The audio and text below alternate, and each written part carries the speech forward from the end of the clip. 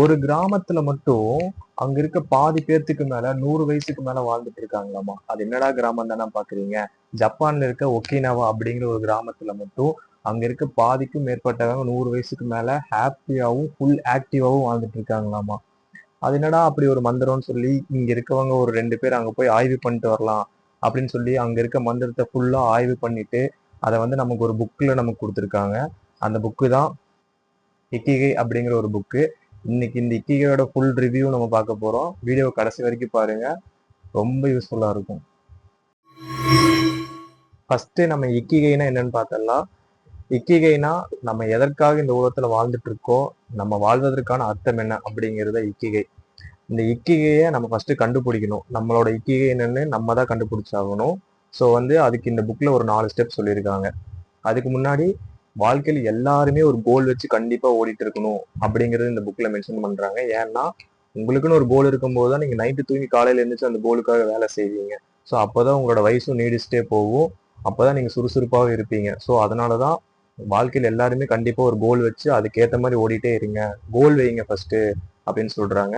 அதுக்கப்புறம் நம்மளோட இக்கிகை என்னன்னு நம்ம கண்டுபிடிக்கணும். ஸோ நம்ம ஏன் இந்த உலகத்துல வாழ்ந்துட்டு இருக்கோம் அப்படிங்கிற ஒரு விஷயத்த நம்ம கண்டுபிடிச்சே ஆகணும். அதுக்கு ஒரு 4 ஸ்டெப் என்னன்னா, ஃபர்ஸ்ட் வந்துட்டு நீங்க வந்து உங்களுக்கு பிடிச்ச ஒரு விஷயத்த வந்து நீங்க ஃபர்ஸ்ட் கண்டுபிடிக்கணும். நீங்க வந்து ரொம்ப ரொம்ப ரொம்ப நீங்க லவ் பண்ற ஒரு விஷயத்த ஃபர்ஸ்ட் எதுன்னு கண்டுபிடிக்கணும்.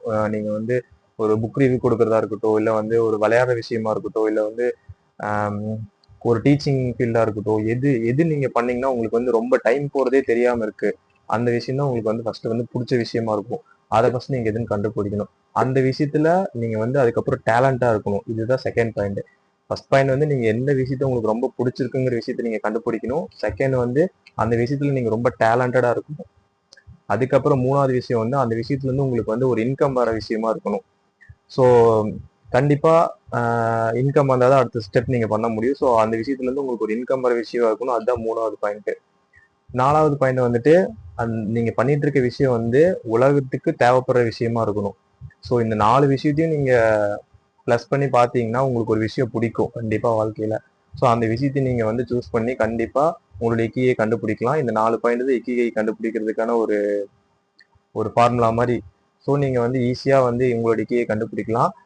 கண்டுபிடிக்காதவங்க சீக்கிரம் கண்டுபிடிச்சிருங்க. கண்டுபிடிச்சிட்டு உங்க வேலையை நீங்க ஸ்டார்ட் பண்ண ஆரம்பிங்க.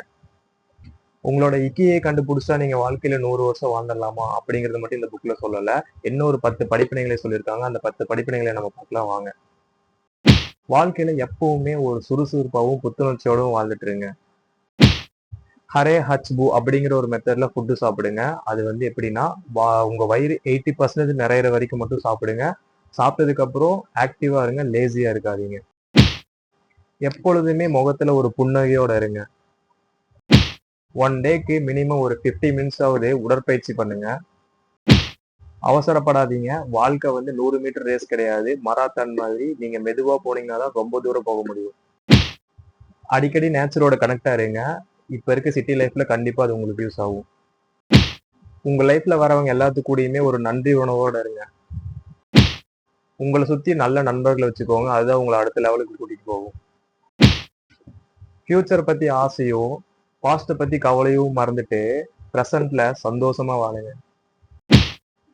உங்களோட இக்கிகை மட்டும் நீங்க ஃபாலோ பண்ணுங்க. அடுத்தவங்களோட இக்கிகை நீங்க போகாதீங்க. ரிவ்யூல சொல்லாத நிறைய விஷயங்கள் இன்னும் இந்த புக்ல இருக்கு. இந்த புக்கை வாங்கி கண்டிப்பா படிங்க. இந்த புக்கோட லிங்க் வந்து நான் டிஸ்கிரிப்ஷன்ல கொடுக்குறேன்.